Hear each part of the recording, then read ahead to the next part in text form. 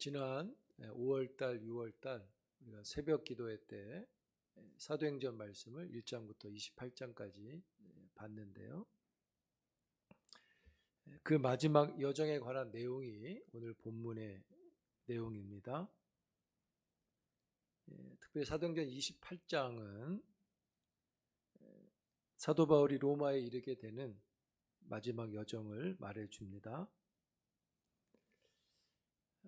본문 16절에 보시면 바울이 로마에 들어간 것을 기록하죠.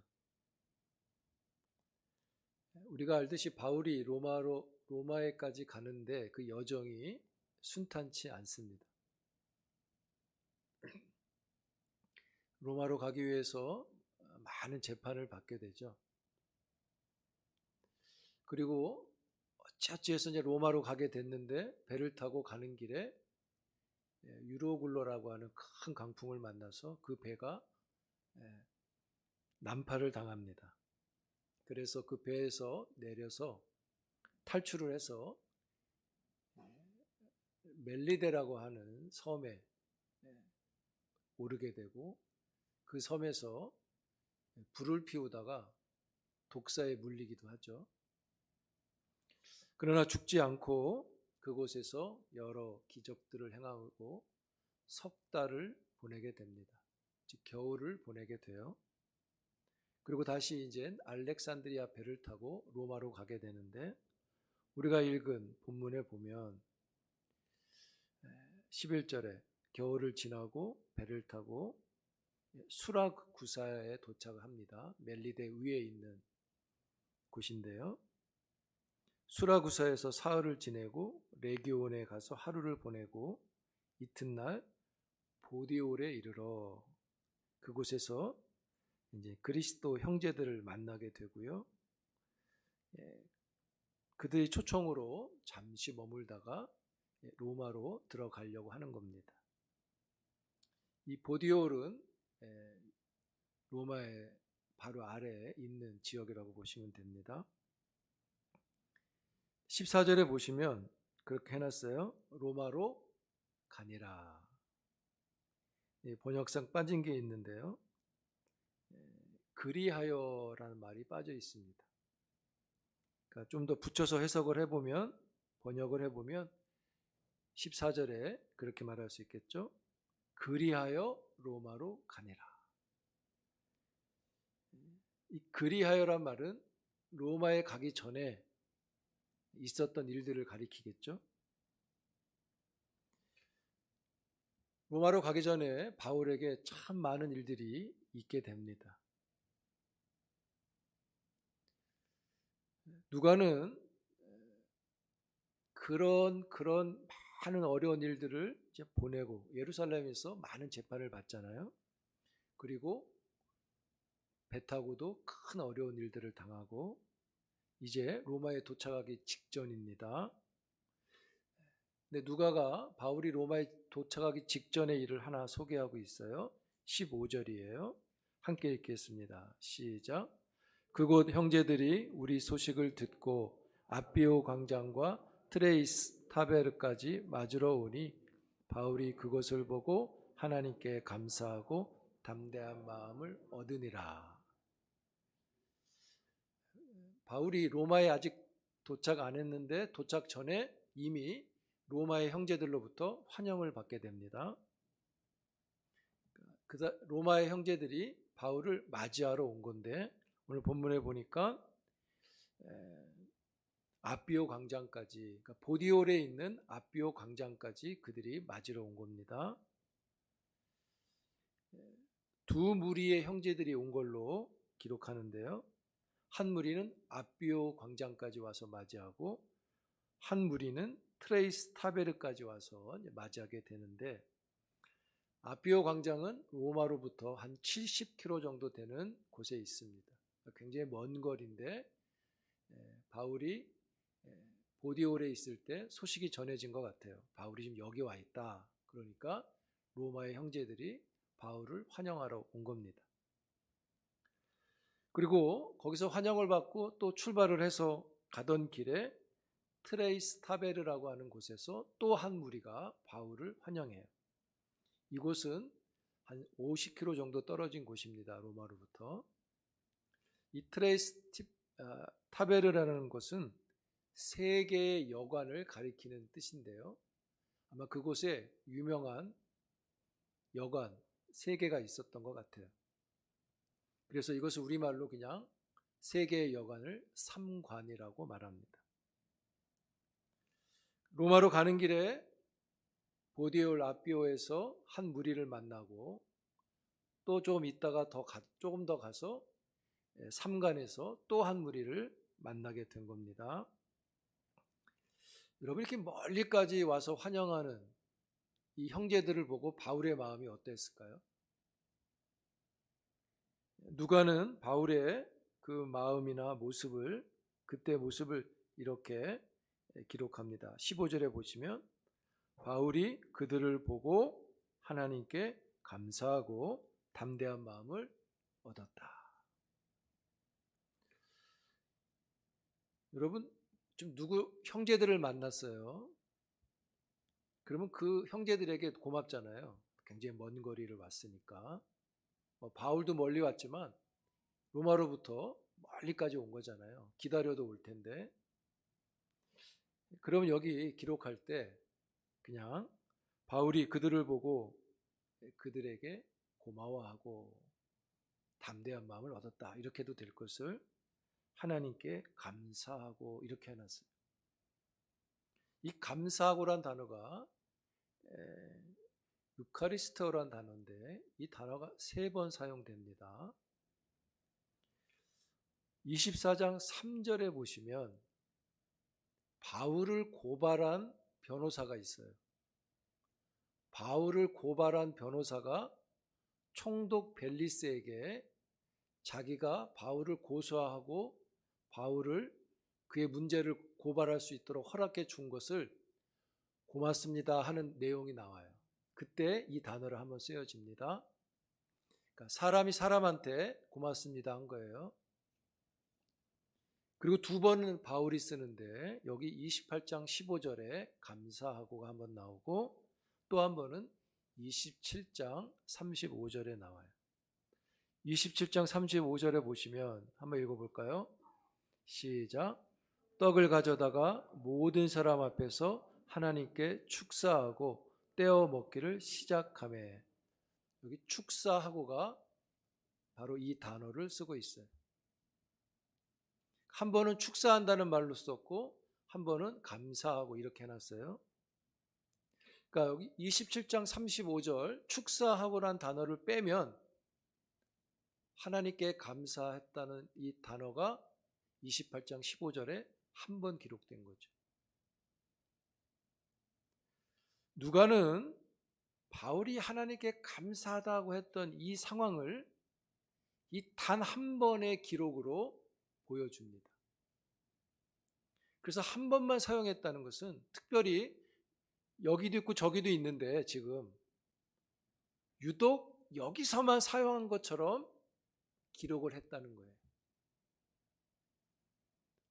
아마도 바울이 의도하는 바가, 누가가 의도하는 바가 있는 것인데 우리가 왜 같은 단어를 여기저기 썼는데 좀 다르게 써놓고 여기서만 꼭 하나님께 감사한 것처럼 했는가, 그 의도를 좀 찾아보면서 오늘 맥주절 이 감사에 대해서 함께 생각하려고 합니다. 15절에 보시면 아까 읽었죠? 하나님께 감사하고 담대한 마음을 얻었다. 로마의 형제들이 맞으러 왔잖아요. 바울이 그거를 보고 마음에 담대함이 생겼어요. 용기를 얻은 거죠. 왜 바울이 이런 담대한 용기를 얻게 됐느냐? 아직 로마에 가지 않았잖아요. 또 어떤 일이 일어날지도 아직 모르잖아요. 그런데 로마에서 온 형제들을 보니까 바울이 깨달은 거예요. 아, 하나님의 섭리가 있구나. 하나님의 인도하심이 있구나. 그래서 감사를 하게 되는 겁니다. 하나님의 섭리를 깨달으니까 담대한 마음을 얻게 되는 거예요. 로마에 가면 어떤 일이 벌어질지 모릅니다. 그러나 하나님께서 그 로마에서 또 역사하신다는 것을 보여주고 계시다는 걸 깨달은 겁니다. 그게 바로 로마에서 온 형제들이 그를 환영해 주는 일을 보고 하나님이 함께 하시는구나. 그런데 여러분, 아까 말씀드렸듯이 바울은 단순히 그들을 봐서 하나님이 인도하시는구나 정도의 감사가 아니에요. 여기서 하는 이 감사가 그에게 얻어낸 게 뭐죠? 담대함을 얻게 했잖아요. 그 마음을 격려해 주셔서 그가 담대함을 얻게 됐는데, 누가는 이 담대함을, 즉 이 감사가 형제들 때문에 감사가 아니라는 것을, 즉 담대함을 얻었다고 하는 이 단어를 가지고 우리에게 말합니다. 한번 찾아볼까요? 23장 11절로 갑니다.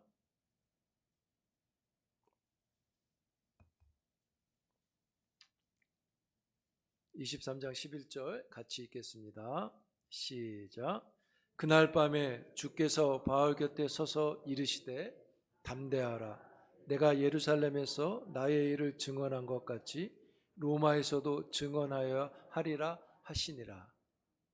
여기 보면 담대하라 이 말이 나오죠. 이 말이 사도행전 28장 15절에 나오는 담대한 마음을 얻으니라와 같습니다. 누가는 지금 그가 하나님께 드렸는데 그 감사함이 담대함을 얻게 했다고 했잖아요. 그럼 그 담대함을 누가는 뭐라고 설명하냐면, 이 담대한 마음을 23장 11절에서 주신 이 말씀과 연결을 시킨다는 거예요. 특별하게 연결을 하는데 그 이유가 뭐냐면, 헬라어에서 일반적으로 담대하다라는 단어를 쓸 때는 파레이시아사라는 단어를 씁니다. 한번 살펴볼까요? 사도행전 28장으로 갑니다. 똑같은 담대함을 이야기하는데 차이가 있어요. 28장 31절 함께 읽겠습니다. 마지막이죠. 같이 읽습니다. 시작. 하나님의 나라를 전파하며 주 예수 그리스도에 관한 모든 것을 담대하게 거침없이 가르치더라. 여기 담대하게가 나오죠. 똑같은 담대하다인데 바울이 그렇게 하는 건데, 여기 담대하다는 아까 말씀드렸듯이 파레이시아스라는 단어를 씁니다. 근데 유독 28장 15절과 23장 11절에서 말하는 담대함은 이 파레이시아스 단어를 쓰지 않고요, 타르소스, 타르세이라는 단어를 써요. 타르소스라고 하는 명사와 동사를 쓰고, 또 하나는 타르세이라고 하는 명사로 사용돼요. 파레이시아스라는 단어로 써야 되는데 누가가 28장 15절에 바울이 하나님께 감사한 것은 담대한 마음을 얻었기 때문인데, 그 담대함이 어디서 왔느냐? 23장 11절에서 말하는 그 담대함에서 왔다고 말하고 싶은 거예요. 그럼 이 23장 11절을 어떻게 얘기하게 된 거냐? 23장 11절의 말씀은 바울이 예루살렘에서 재판을 받고 감옥에 있을 때 그날 밤에 주께서 바울에게 나타나 이르시되 담대하라. 내가 예루살렘에서 나의 일을 증언한 것 같이 로마에서도 증언하여야 하리라 하실 때 주신 말씀이라는 거예요. 로마에 마치 못 갈 것 같은 그런 상황이 막 벌어지는데, 감옥에 있는데 예수님이 나타나셔서 로마로 간다. 걱정하지 마라, 담대하라, 이 말씀을 하신 거죠. 그런데 이 담대하라가 지금 어디에 나타나는 겁니까? 28장 15절에 나타나고 있는 거예요. 즉 형제들을 만날 때 바울의 마음에 담대함이 생겼는데, 이 담대함의 근원은 형제들이 아니라 이미 감옥에 있을 때 예수님이 주셨던 그 담대함을 다시금 갖게 된다는 것이죠. 그래서 누가는 유독 이 두 곳에서만 일반적으로 쓰는 담대함이란 단어를 쓰지 않고 예수님이 주셨던 그 담대함의 단어를 바울이 하나님께 감사하다고 할 때 사용해서 이 감사함이 예수님의 말씀으로부터 왔다는 것을 말하고 있는 것이죠. 이게 뭘 뜻하는 것이냐, 뭘 말하고 싶은 거냐 하면, 여러분 23장 11절 감옥에 있을 때 담대하라고 주신 이 말씀은요, 28장 15절 읽기 2년 전에 주신 거예요. 쉽게 말하면 24장에 보면 2년을 있었다고 나옵니다. 그러니까 바울이 지금 하나님 앞에 감사한 것은 예수님이 감옥에서 아무것도 못 보고 있을 때 담대하라, 로마에서도 복음을 전하게 될 거다 라고 주신 그 말씀이 지금 이루어지고 있기 때문에 하나님 앞에 감사가 나온다는 것이죠. 근데 이 일이 이루어지는데 뭐가 존재하고 있어요? 바울의 2년이라고 하는 엄청난 감옥 생활이 들어있다는 것입니다. 그래서 바울이 생각하는 거예요. 아직 로마에 도착은 안 했지만 내가 로마에 가면 하나님은 계속해서 역사하실 것이다. 그러니 더 담대함을 갖고 가자, 이 마음을 갖고 감사를 드리는 것이죠.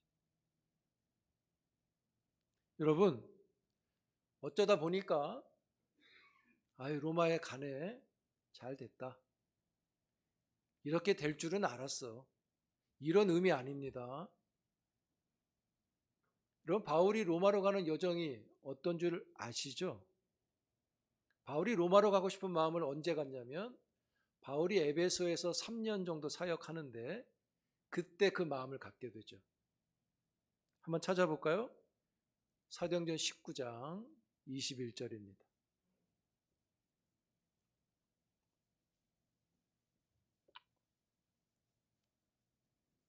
(19장 21절) 같이 있습니다. 시작. 이 일이 있은 후에 바울이 마게도냐와 아가야를 거쳐 예루살렘에 가기로 작정하여 이르되 내가 거기 갔다가 후에 로마도 보아야 하리라 하고, 예루살렘으로 갔다가 이제 오순절 날이 가까이 와서 가려고 하는 거예요. 갔다가 그걸 지키고 예루살렘으로 갈 거다. 여러분, 이런 작정을 하면 얼마나 아름답습니까? 마치 우리식으로 말하면 내가 잠시 한국에 들렸다가 아프리카 어디로 선교 갈 거야, 이런 말인 거잖아요. 그런데 이 고백이 있은 후에 어떤 일이 일어나냐면 바울에게 이런 일이 일어납니다. 20장 22절 봅니다.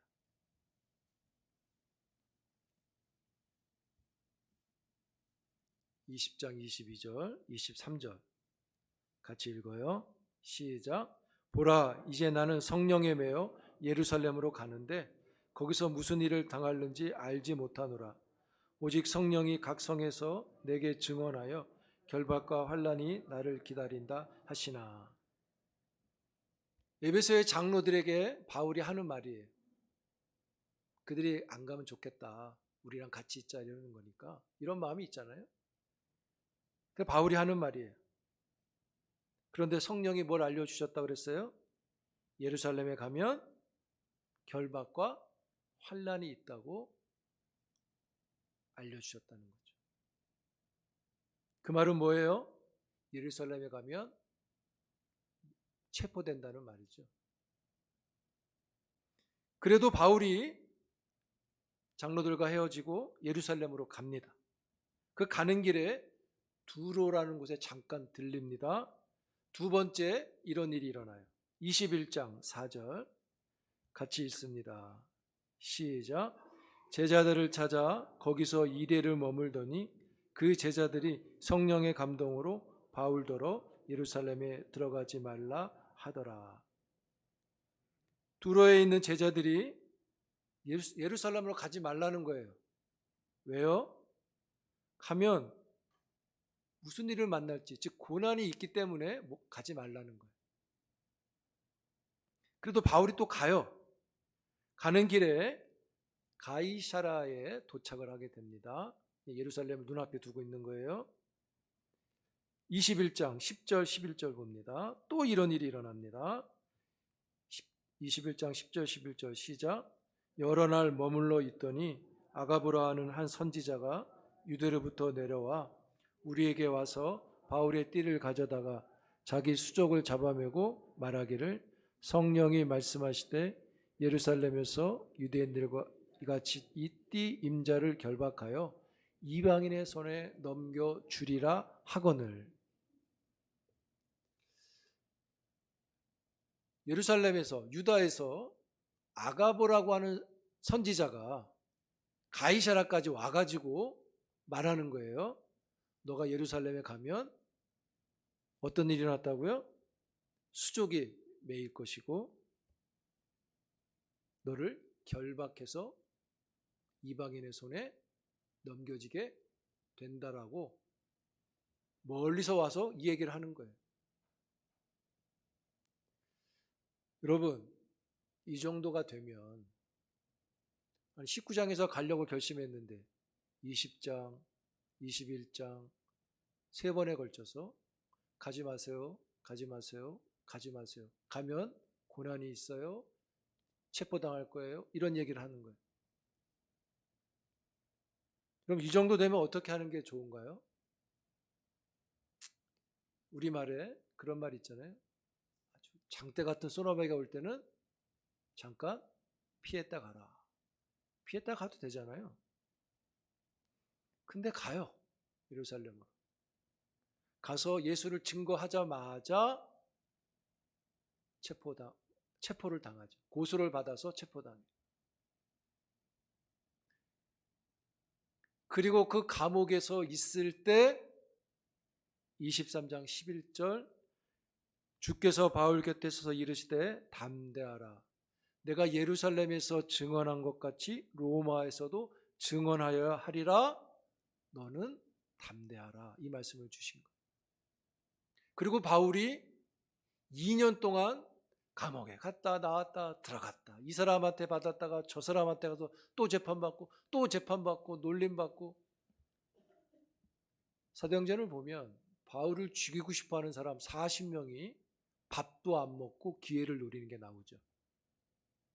40명이 밥도 안 먹고 죽이겠다고 덤빕니다. 그런 시간들을 2년이나 보내고 지금 로마의 형제들을 만나고 있는 거예요. 그러니 바울이 그때 딱 드는 생각이 그때 주신 말씀을 이루고 계시는구나. 여러분, 바울은 2년을 어떻게 견뎠을까요? 바울이 2년을 어떤 마음으로 견뎠는지를 성경이 알려주는데 바울이 이렇게 말해요. 직접 로마서 1장 9절로 갑니다.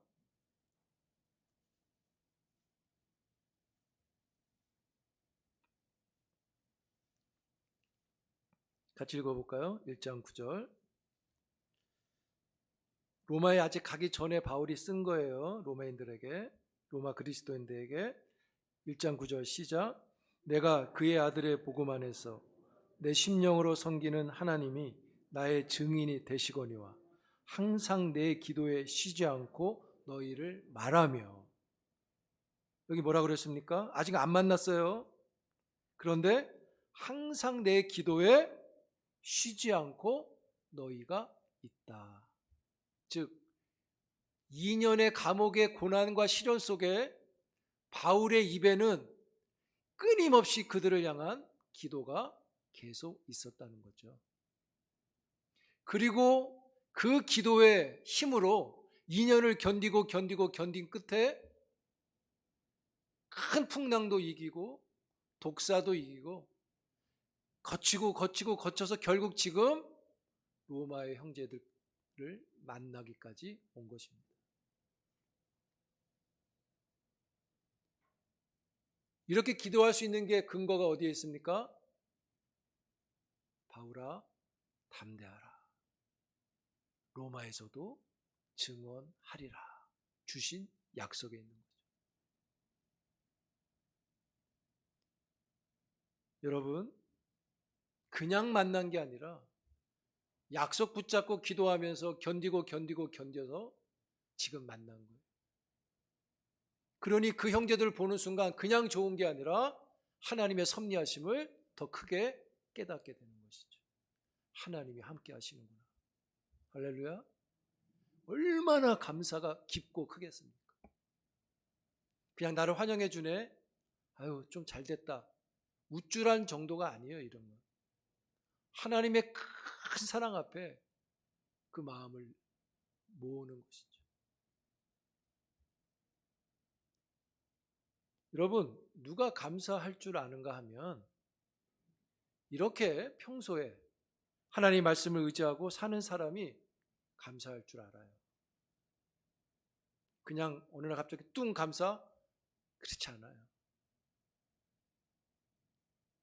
여러분, 말씀도 의지하지 않고, 그래서 하나님 앞에 기도하지도 않고, 기대하는 것도 없고 기다리는 것도 없고, 그런데 감사가 막 있어요?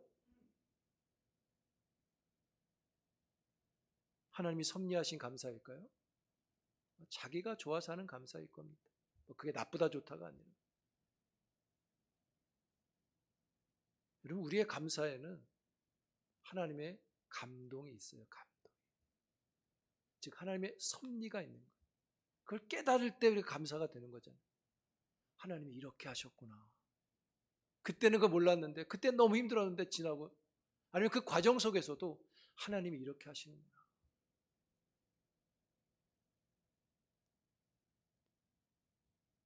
여러분, 이런 감사가 우리에게 훈련될 수 있기를 바랍니다. 우리는 이러한 바울의 모습에서 예수님의 모습을 보게 됩니다. 예수님도 십자가에 달리기 위해서 예루살렘으로 올라가시는데, 올라갈 때 예수님도 3번에 걸쳐서 내가 십자가에 죽고 고난받는다는 이야기를 하시게 되죠. 그런데도 예수님은 그걸 알고 올라가십니다. 제자들은 말리죠. 그래도 가십니다. 왜요? 아버지의 뜻이 거기에 있었고 그 뜻을 향하여, 즉 아버지를 향하여 가는 것이죠. 그 예수님이 바울에게 너도 나처럼 담대하라 하시는 거예요. 그리고 그 담대함이 지금 이 형제들을 보면서 더 크게 깨달아지는 것입니다. 바울의 감사에는요, 어마어마한 예루살렘의 감옥의 현장이 들어 있습니다. 여러분, 바울의 이런 2년의 그 엄청난 시간이 마치 우리의 인생과 삶이 같아 보이지 않나요? 그래서 우리에게도 필요한 게 있다면 담대함이 필요합니다. 이 담대함이라는 것은 어떠한 상황에서라도 주를 향하는 것입니다. 바울이 로마를 향한 것처럼. 여러분, 우리 기독교의 감사는 결과로서 하는 것만 아닌 거죠.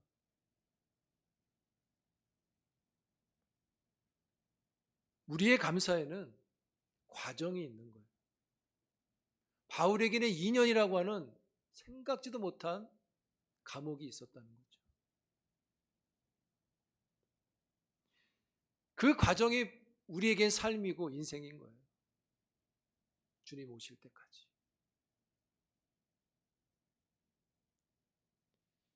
바울이 아직 도착은 안 했지만 하나님의 섭리를 크게 보니 하나님께 감사하고, 우리도 우리의 인생의 과정에 있지만 하나님을 향하고 그 하나님께 감사가 있기를 축복합니다. 그래서 여러분 낙심하지 말 겁니다. 우리의 과정이 낙심스러워 보여도 하나님께서 우리를 감사하게 하실 거라는 거죠. 그 날이 올 거예요. 그런 때가 오는 거예요. 그리고 마지막에 가서도 주님이 이 땅에 오시면 우리가 완전히 하나님을 찬양하는 일이 일어나겠죠. 그랬구나. 그래서 그랬구나. 감사합니다. 이렇게 되는 거예요. 그래서 이 과정에 필요한 게 뭡니까? 주를 향한 담대함이 필요한 거예요. 어려움이 와도 이 담대함을 꺾지 않는 거예요. 저는 여기 담대함이 주를 향한 것이라고 말씀드리고 싶습니다. 여러분, 힘들고 어려운 인생 속에 살지만 주를 향하는 여러분 되길 바라고요. 그 과정 중에 깨달을 때마다 하나님께 감사하고 주님께 감사하고 감사할 수 있는 우리의 인생이 들어가 있는 그런 감사의 신앙이 될 수 있기를 주의 이름으로 축복합니다.